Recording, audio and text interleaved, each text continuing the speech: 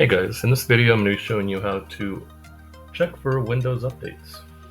It's really simple. You just click down here on the start menu and you can start typing in update, and it automatically will find the check for updates. So click on that and it's going to open this window where you can click and it'll check basically for any updates that might be, that might have come up in the last few weeks or the last few days.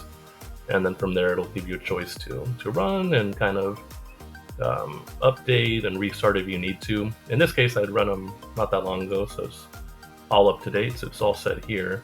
But that way you can always come here to check, and if sometimes if your system's running a little bit slow or you might notice a little bit of lag, you might want to check and see if maybe you have a Windows update.